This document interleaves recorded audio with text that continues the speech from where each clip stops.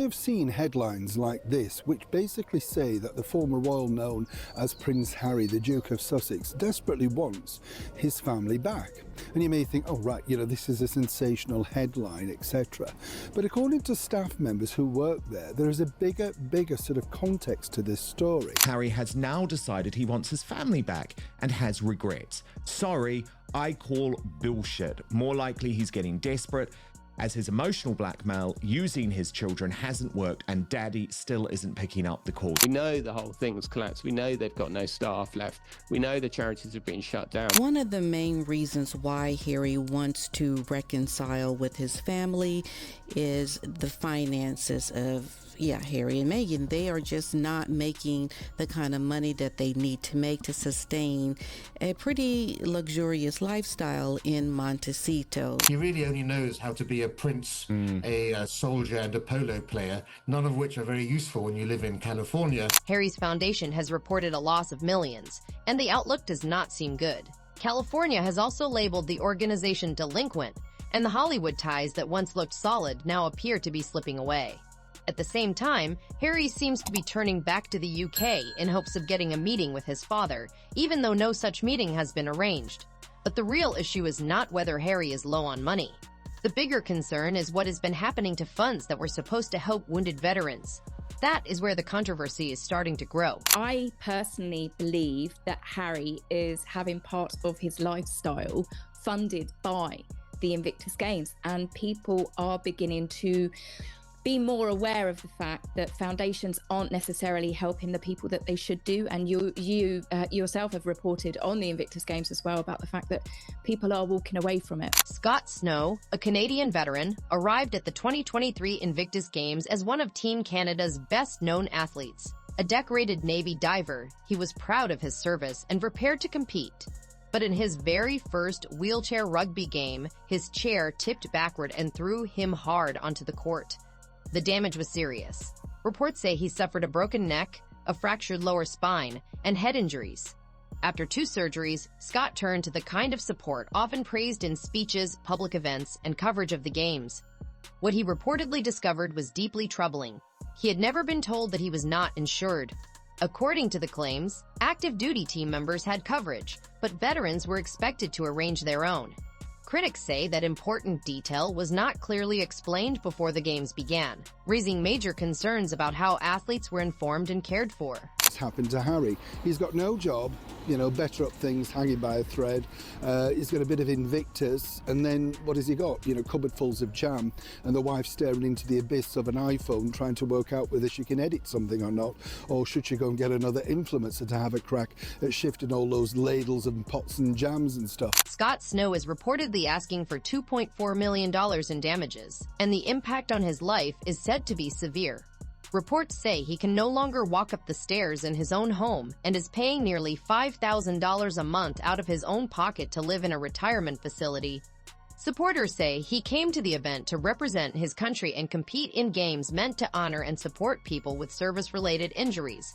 But they claim that when he needed help most, that support was missing. Critics say the case raises tough questions about what happens at the Invictus Games after the cameras are gone. They also argue that Scott's experience is just one part of a much bigger debate. There's no infrastructure to back it up anymore. We know the whole thing's collapsed. We know they've got no staff left. We know the charities have been shut down. We know that the production company is basically just what I believe in your town they call a label. Yeah. Which just kind of, slaps their label onto other people. The numbers behind the whole operation have added even more fuel to the debate, and they are hard to overlook. Reports say the 2025 Vancouver Games cost about $63.2 million for 543 competitors. That comes to roughly $118,000 for each participant. Researcher Rachel Maxwell, who pointed to these figures, asked a question that got a lot of attention.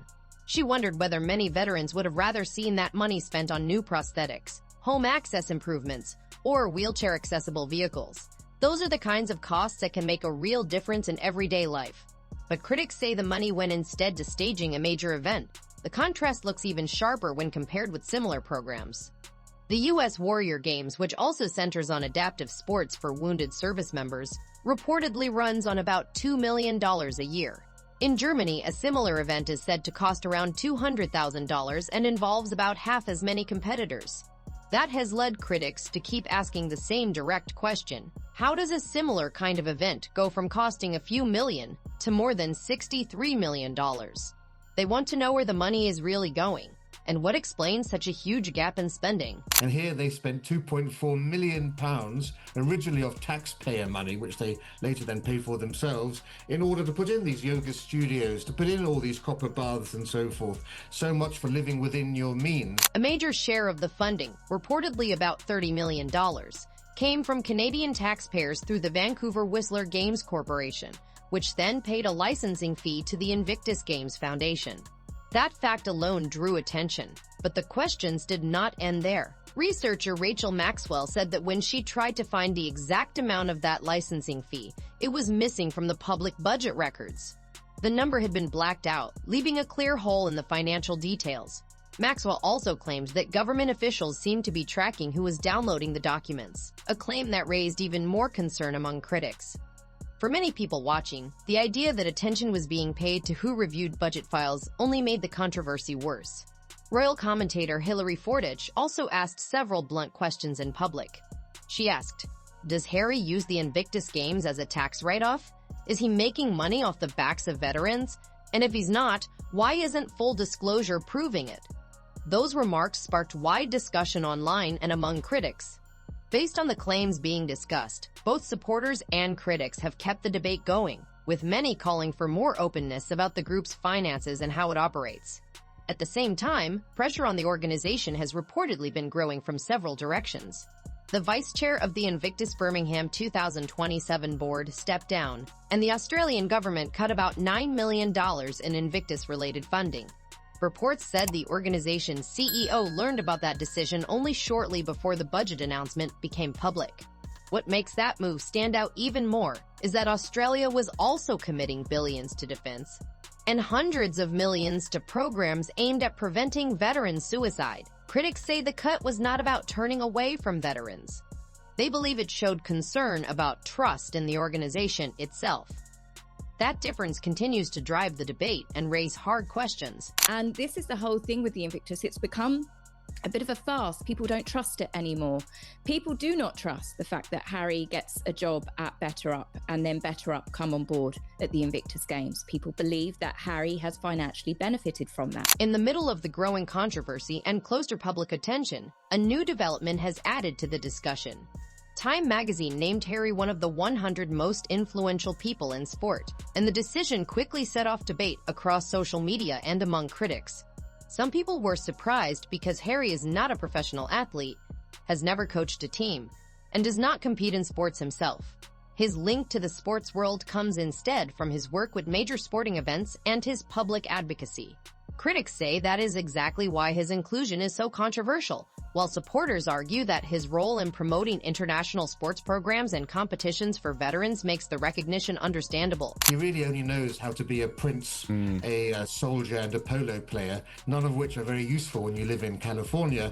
And that's why you're seeing increasingly these attempts to try to ape the royals and go on these trips to Australia and elsewhere, basically try to remind the royal family. The online reaction was fast and fierce. One of the top comments, with nearly 1,000 likes, asked a blunt question. Did he buy it? Critics quickly seized on that line, especially those who were already doubtful about the honor. Many also pointed to Harry's earlier aviation award, saying some of the recognition he has received has already caused public debate. A few commenters even joked that the awards felt less like praise and more like something that had to be justified. The Time interview itself stayed with familiar talking points about the power of sport and support for veterans. There was not much in it that felt fresh or surprising. But one detail caught the attention of many readers. Meghan was not mentioned at all. For royal watchers who study every public sign, that absence set off a new round of speculation and plenty of raised eyebrows. Meghan has to be the star and she has to be the centre, and she does not like Harry having any attention without her. And for her, this was the best and almost desperate attempt to get attention.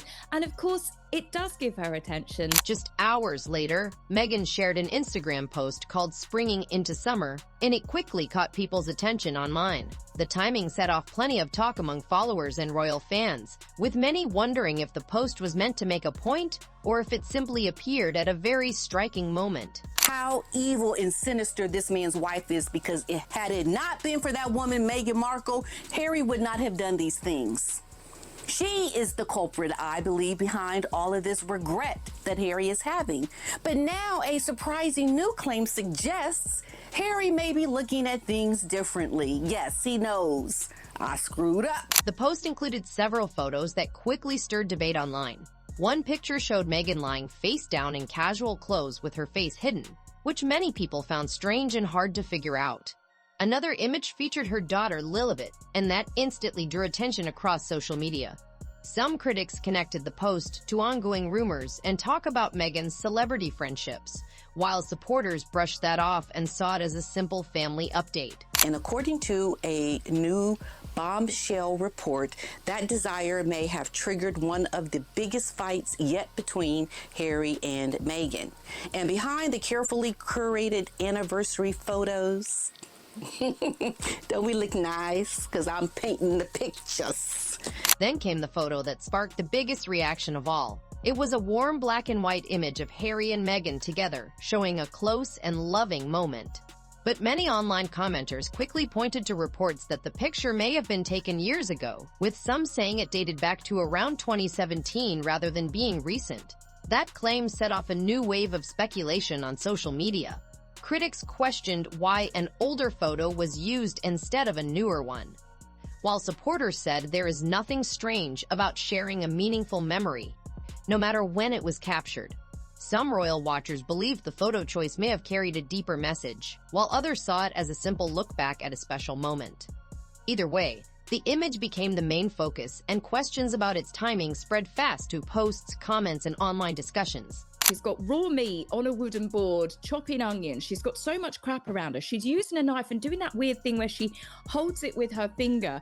I mean, it's an accident waiting to happen. But 1 minute she's chopping the onion and then she's trying to shave it with the knife. You're like, she's already done crimes against scones, Dan. This is crimes against onions. Then came the kitchen video, which triggered yet another round of online reaction.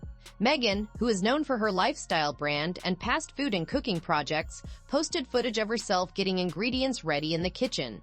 Viewers quickly started picking apart every part of the clip. Some criticized her knife skills, pointing to uneven onion cuts and other moments they felt looked clumsy or unpolished. The video spread fast across social media, with critics and supporters arguing over whether the backlash was fair or just another case of people judging her every move. One comment that caught a lot of attention summed up the critics' mood. "I've never in my life felt sorry for an onion." A child's body in a dirty t-shirt, Meghan lying on the ground in wrinkled trousers, a down the shirt shot to her navel. What is she trying to promote? But this clip, what the hell is she trying to do? That poor onion. But there has been a huge amount of reaction specifically to the photo of Lily, because if this really is a girl who is cared for so well, then why on earth has her mother decided to put her in a dirty t-shirt on the internet to try and get publicity from Beyonce? Meghan's mole, Duchess of Geeks, saying, I don't even know what to say about this one. The child is in a dirty shirt. I don't care if she made this drawing herself. And why does it look more like Megsy than Beyonce? But then Meghan's mole came in and said no mother would share an image of their daughter's chest to the masses of weirdos, pedophiles, and freaks online just to clap back at reports of Beyonce not being friends with Meghan. Critics say none of this was by chance. They note that Harry had just received one of his few positive headlines in months, only for the spotlight to quickly swing back to Meghan's social media posts and the debate around them, making the situation seem even more loaded. Reports also began circulating that metadata tied to the shared content pointed to a much larger photo archive, with some estimates suggesting there could be tens of thousands more images. To skeptics, that made it seem less like a simple set of family memories and more like a carefully planned public relations move meant to shape the story and keep the public talking. Such a great victim for someone like Meghan to come in and twist this man all around, twist him up and down, sideways, do the drop, pop, and spin, because she can manipulate him. While much of the spotlight was on Meghan's social media posts, Harry seemed to be dealing with a separate controversy. A New York Post report published just days before Tubing the Color quickly drew attention from royal watchers and commentators. Critics said the timing looked deliberate and that the article read almost like a public attempt to negotiate with the palace. According to the report, Harry was expected to return to the UK in July for Invictus promotional events and hoped to bring Meghan and their children with him. Security also became a major part of the discussion.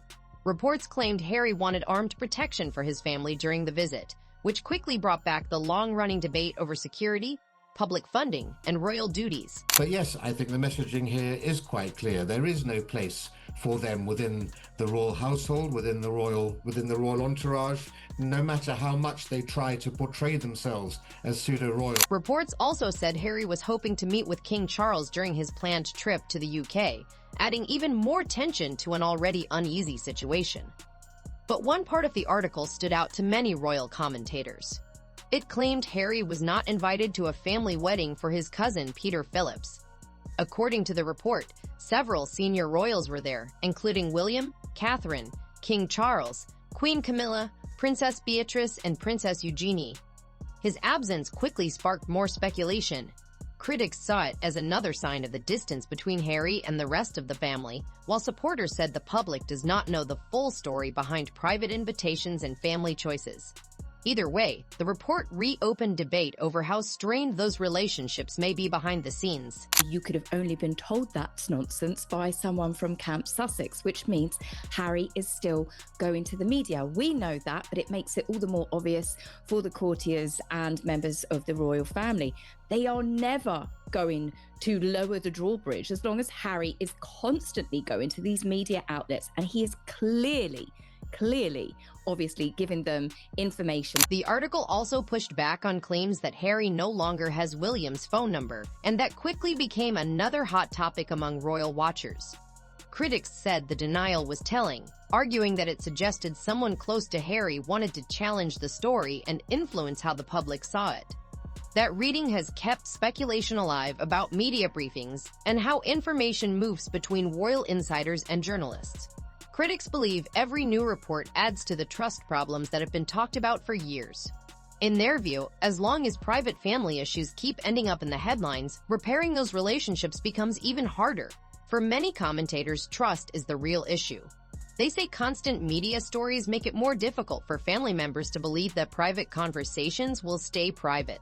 And that leads to what some see as the most revealing detail of all. Harry has paraded it out there, and believe it or not, behind the scenes, is completely 100% baffled as to why now, with his version of events, with clarity, and of course with his mind a clear conscience of telling his version of events, why haven't they forgiven him and why haven't they invited him back?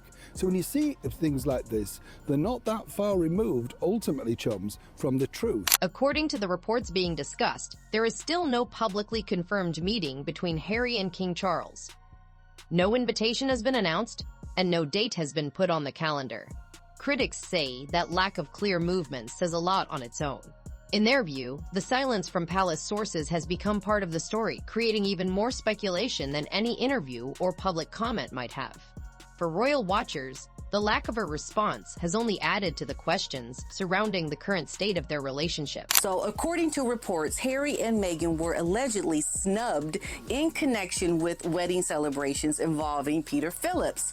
Now, whether intentional or not, sources claim that Harry saw it as another sign that he is increasingly isolated from the family he once called home. Some critics believe this means more than just missing one event. They say private family gatherings often show the true state of personal relationships. And to them, Harry's reported absence points to deeper problems within the family.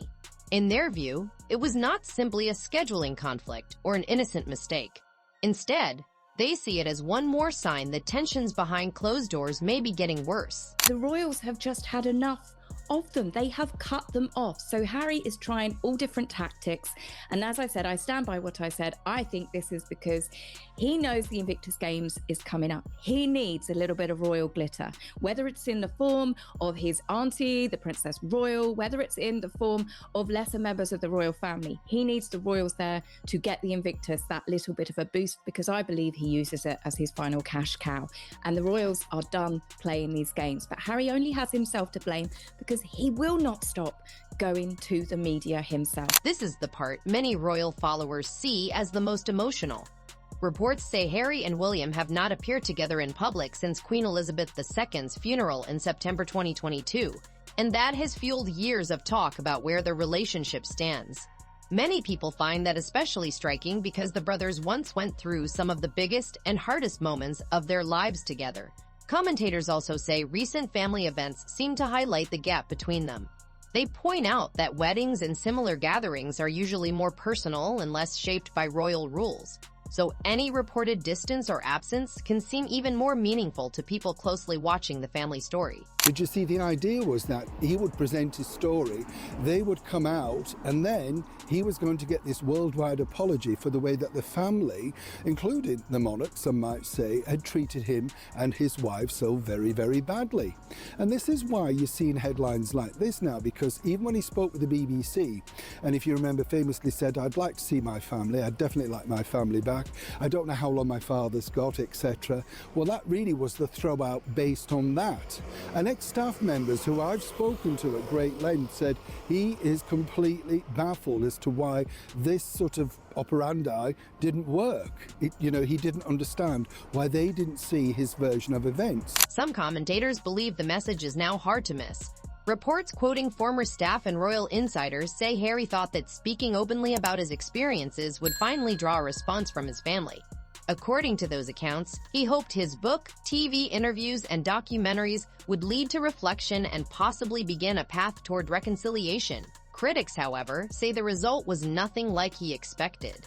They point out that William, Catherine, and palace officials did not make any major public statements directly addressing many of the claims. Instead, the royal family largely carried on with their official work and public appearances, which many saw as a deliberate choice to stay silent. For royal watchers, that silence became a major story in itself. Some believe being ignored may have done more harm than a public argument ever could, especially for someone who has spent so much of his life in the public eye. Another idea that has drawn attention is that Harry may have hoped time and circumstances would eventually bring the brothers back together. Reports and commentary suggest he believed William might one day reach out and restart communication. Whether that hope was realistic is still unclear, but it continues to add to the debate over how deep the split between them really is. He claimed what's heartbreaking is that he had hoped that William would stumble a little and reach out and need him. Eric. You're just so delusional. So delusional. I mean, really, for real. You are so off the charts delusional. You deserve what happened to you. Many royal commentators believe this story has gone in a direction Harry may not have expected. While talk of family tension continued, William and Catherine appeared to stay focused on their public roles and major personal struggles. Supporters of the Prince and Princess of Wales say that hard times, including heavy media pressure and Catherine's health fight, ended up increasing public support for them rather than reducing it. Critics of Harry often describe this as a key turning point. In their view, the public fallout, media projects, interviews, and memoir did not create the pressure on the monarchy that some had predicted. Instead, they believed those events strengthened support for senior royals and further boosted William's standing in the eyes of many observers. This has helped build a wider belief that the institution adjusted and carried on despite the family split. For many royal watchers, the most striking part now is the reported lack of contact between the brothers. Ongoing reports and speculation suggest that communication between them is either extremely rare or may not be happening at all. It is still unclear how accurate those claims are, but they have helped shape the image of two brothers who once seemed very close, now living completely different lives on opposite sides of the Atlantic. For many people following the story, that distance remains one of the most dramatic and unsettled parts of the royal saga. And they said that they contacted the Invictus Game to ask for help because they were struggling with a living situation. And the Invictus Foundation gave them a list of numbers of other charities to go to. Money has also become a big part of the discussion around Harry and his projects. Critics point to reports that his foundation has run into serious financial problems. Questions about transparency have kept the debate going, and some observers say audit requests and financial questions were reportedly met with no public reply, which only increased scrutiny around the organization. At the same time, staff cuts and the loss of several major entertainment deals have added to concerns about its long-term finances. Critics also argue that a high-profile life in Montecito is extremely expensive, and they question whether current income is still keeping up with those costs as strongly as before. Does this not show that actually it's Kensington Palace now that calls the shots on a lot of these big concerns of the future rather than Buckingham Palace? And part of that is because of the King's health battle and the fact that a lot of people feel that the, I guess, gravitational sort of direction of the monarchy is now being led by Prince William. A badly injured veteran has become the focus of a growing controversy after claims that the help he expected was missing when he needed it most. At the same time, the Invictus Games and the people linked to it continue to face questions about funding, transparency, and leadership. Government support has been cut back. Board members have left. And critics say the pressure on the organization is only getting worse. At the same time, the conversation around Harry has become even more complex. Ongoing debate about his family ties, money issues, media appearances, and royal tensions continues to drive the headlines. One online remark that drew major attention captured how some critics view it. Of course Harry wants his family back. They are the ones with the money and the fame. Whether people agree with that opinion or not, this controversy does not appear to be going away anytime soon. The questions are still there. The speculation keeps building, and the story continues to change with every new headline. If you liked this video, be sure to like, subscribe, and share it with others following the story. Most of all, leave a comment below and tell us what you think about everything discussed today. And if you want more details and deeper coverage of the latest developments, check out the videos now on your screen.